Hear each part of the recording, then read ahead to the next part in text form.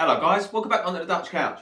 Got to say, how great is it to see Sunderland back in the Premier League, not only back at the top table of English football, but for me, after so many years, it looks like they've got unity, ambition. Everything looks like it's been knitted together. So on and off the pitch, everything looks unified. It's vital at this club in particular, and I think for North East football, this is fantastic. That rivalry with Newcastle, I think the Premier League's better with those two clubs competing in it as one. I mean, I'm looking at 2017, they got relegated from the Premier League, right? Now, I remember watching these teams at Sunderland there at the Stadium of Light. Let's get it right. Half of those players were on big contracts, long contracts. They played like they didn't give a damn. There was bad characters, egos, players that thought they were better than they was. But some of those players in that team, they played games like they knew they weren't good enough. They was never the level. And rightly so, they got relegated. Well, the year after, the team went straight back down they went right down from the Championship to League One. And for the consequent years, they struggled massively to get out of that. Always coming up short. I remember going ground hopping with my kid. I think they played Gillingham at the Stadium of Light. I think it was a 2-2. And I remember just feeling the frustration. It was just a frustrated fan base there. Like they felt they were stuck in League One and there was no way out of it. How things have changed. Unbelievable. Really good. Lots of disappointment on and off the pitch with ownerships and these players. A lot of these players that they've had just weren't the level. Not for a club like this with a fan base that deserves a lot more. This fan base is unreal. Another fan base in this country. When that place rocks, it is unbelievable. What a stadium, what an atmosphere they create. But these current owners, I've got to say, and the 27-year-old chairman, the youngest chairman in English football, what a great job they have done. Not only, I think, this is a neutral's view on Sunderland, right? So Sunderland fans, in the comments, let me know your thoughts. I might be well wide of the mark, but I can only comment on these videos and make these videos on what I see with these clubs. I look in depth at football clubs, but I don't go there every week like you guys. I'm looking at Sunderland as a neutral, and from some of the dark places and the low places they've been, constant upheaval, constant disappointment, flattering to deceive, poor ownership, poor recruitment, poor players we've spoke about. A dreadful environment, really. Consequently meaning frustrated football fans. But I'm looking at these owners now, and they look like they've got the club on the right track. They've shown ambition. They've got back to this Premier League. And I think the masterstroke was taken on the manager, Lebris. I think he's done a great job there. It looked like they've got an actual identity. I think that's important. Sunderland at long last look like they've got a style of play, an actual identity. They know who they are and what they want to achieve, which is fantastic. They've got direction. The whole club looks like it's singing from the same hymn sheet. But these owners, I think, need to take massive credit. They've shown ambition with his spending in the summer in particular. They've given this manager backing. And I think the fans have given the manager backing. And I think it's all come together. Brilliant stuff. I've done a video on Newcastle the other week. And equally, I think this club should be thriving. I really do. Everything's in place. You've got the stadium. You've got the fan base I've spoken about. That stadium is top draw. The atmosphere produced there, when things are going well, top notch. Absolute top notch. But they have always had the fan base. The playing staff has been the problem for me. Been a huge problem. I spoke about the contracts and the bad, a little bit like United really. Just the culture's been poor, I feel. The culture has been absolutely dreadful there. Now things have changed. Lebris's come in, done a brilliant job, got them promoted to the Premier League, right? Fair enough, I've got to say, Sheffield United, till that last 15 minutes of the playoff final, Sheffield United looked comfortable. So Sunderland, I wouldn't say they've got in at the back door. They earned it in the end. They scored them 2 late goals. Fair play, spirit. Massive thing in this side, in this squad of players, spirit that they haven't had before. That's the difference. The mentality has changed at this club. I can see it as a neutral. It is clear as day. The mentality, the ambition has changed there. They want more. They're not settling for League One or mid-table in the Championship anymore. The infrastructure there is set in place for them to be a successful Premier League club. And I really hope they first and foremost stay in this division and then build on it. They need to look at clubs like the likes of Bournemouths and your Forests and your Fulhams, teams who have come up, stayed up, and then gone from there. This is the model for them, and I think they're capable of it. The owners show that they're capable of it. I'm looking at what's important for me is massive as well. I don't think there's always been, from a personal point of view, when I went there, I didn't see a connection between the supporters and the players. I think that's vital at a football club to be successful. You need a connection. There needs to be a common ground where you're all going in the same direction. That's happening. I'm looking at recruiting. For me, recruiting is not about just signing the best players to play at that level. For me, equally as important, 50-50 has to be the characters. And this is massive for Sunderland because I think in the past, their scouting network, their analysts, whatever, I don't think they've done the greatest job. I think they've brought in the wrong characters to play at the level they're playing. I think now, the analysts and the scouting network absolutely smashed it. They seem like they're really going in depth, really looking at the right characteristics of a player, the right personality to mould the squad together as a unit. I don't think they've always done that. And I'm looking, they've spent £141.4 million in the summer. That's a net spend. So there is absolute ambition. They're desperate to stay in this Premier League, right? And rightly so. It's a different level. And I've got to say, I've done a video at the end of last season talking about the promoted clubs, and I'm thinking, it's a trend now. Whoever comes up, you're guaranteed to go back down. For some reason, this season just seems a little bit different. Before the season started, I was all like, no, the three are going back down.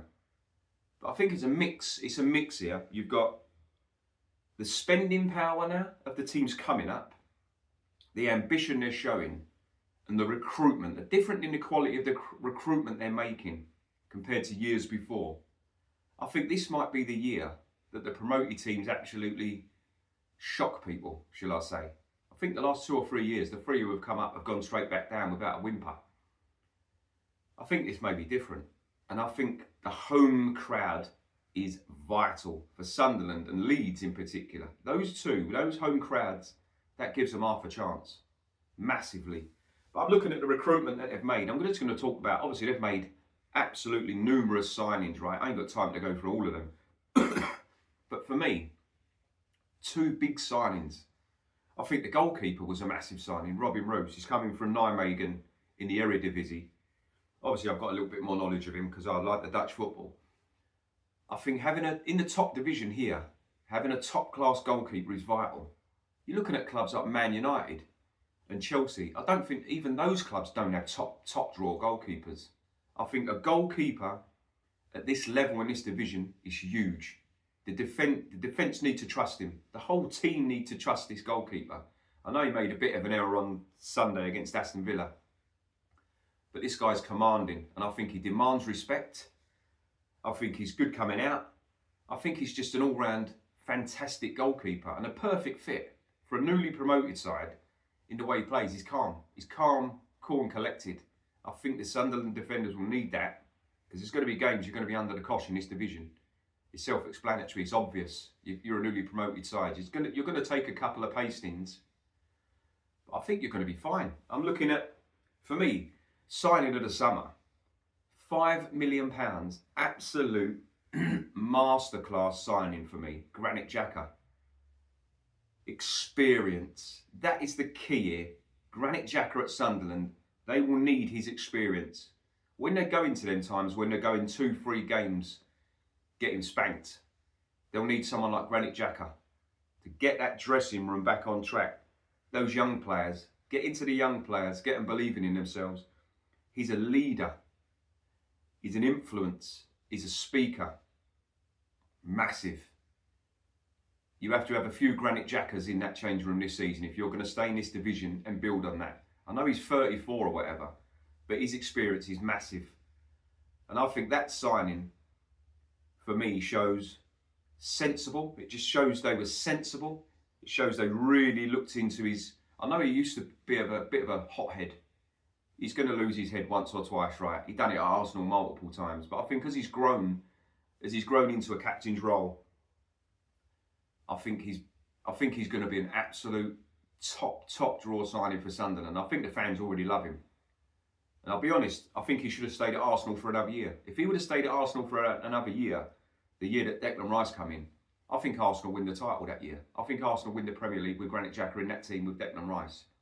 That's how highly I rate this fella. And the fact that Sunderland got hold of him, I was a bit surprised, to be honest. And that's not no disrespect to Sunderland, but I thought he could have gone a bit more higher than a supposed relegation battler. Saying that, they obviously told him that their plans, and he obviously believed in it. So there is ambition there.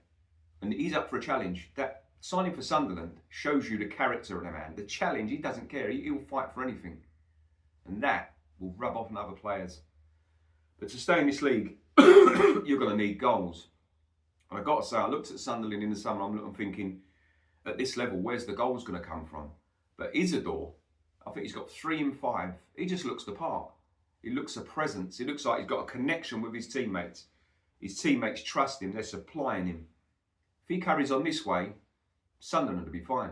I think they'll chip him with goals all over the pitch. But I think I think he's only about 25 or whatever. But he's been around. He's been on a lot of loans. This is his time to settle. I think this is his time to feel at home somewhere. Really play at a level where he can... I think he's going to thrive, put it that way. I really do. He's a better player than I think he showed in the past. Goals will come. I think he's a goal scorer. But what they're going to need is to be resilient, compact, backs against the walls. You have to fight for each other. I'm seeing that. I've not seen it with Sunderland before. This season, I think we're all seeing that. First game of the season, place is rocking. They beat West Ham 3-0 comfortably second half. They absolutely trounced West Ham second half, right? All right, they go to Burnley the next game and lose. So you're thinking they're going to be a bit in and out here. Lose, win. But I tell you what, they're showing a bit of consistency now. I saw them on Sunday in particular against Aston Villa. I think that shows you everything that a newly promoted side has to be. They played, I think it was over 60 minutes in the end with 10 men against Aston Villa. Let's not forget, Aston Villa were a Champions League team last year. I know they're not what they was. Still got a great squad of players, sorry. They've gone 1-0 down against Villa. And with 10 men, they fought back. So that, for me, backs up my point about the change of mentality. Every player, unlike before, is fighting for the cause, fighting for their teammate. Nobody is letting anybody else do their running for them. They are relentless. They are on it. They want it. What they should be, what they should have been all those years ago, but they let the supporters down, let everybody down, that squad of players, in my opinion. This team, if the worst comes to the worst, and all right, they might come up short. I don't think they will now. I can see so much in this team. I don't think they'll go down with a whimper. I think they'll go down fighting, that's the least you expect as a football fan, right? And Sunderland fans, they're passionate. All they want to see is passion, hunger, fight, desire. You saw all of that on Sunday. They fought for every ball, and every ball that they fought for, the fans fed off it. They fed off the fans' energy. Incredible. Great performance. I think they drew at Palace away. They've gone to Palace, who have won the FA Cup. They've won the Community Shield. They're on a high, right? They're playing in Europe this season. They've gone to Palace. At times, their back was against the wall. They came away with a point and a clean sheet. Says it all. It says so much about this squad of players and the environment that Labrie has created there, and the belief in each other and themselves as a unit. They were resilient, compact. They restricted Palace. Unbelievable performance. Unreal. I'm looking at the togetherness. Massive. Togetherness. Over 38 games in the Premier League for a newly promoted side. Togetherness has to be there every week. You can't afford to have off weeks. If you have an off week, you're going to take a 7-0 spanking. It's as simple as that. You're going to take a couple of drubbings when you come against the likes of Man City, Liverpool, Arsenal, maybe Chelsea, the likes of these Tottenham. It's normal. It's to be expected.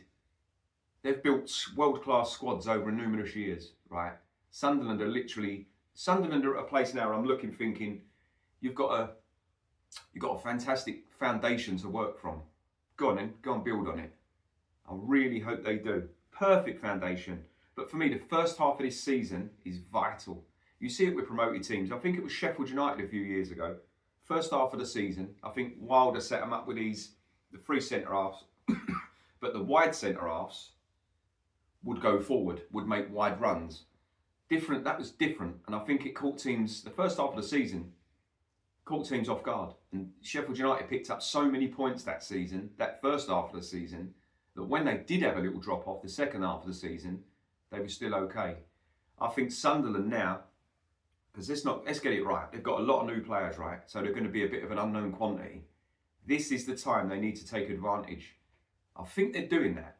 You've only got to see the Brentford game. I think they was 1-0 down at home to Brentford as well. Showed the resolve. They came back. A newly promoted side went 1-0 down. I think it was with about 25 minutes to go or whatever. Still come back and took 3 points. In injury time. Injury time winner, I'm sure it was Isidore, I might be wrong. Unbelievable.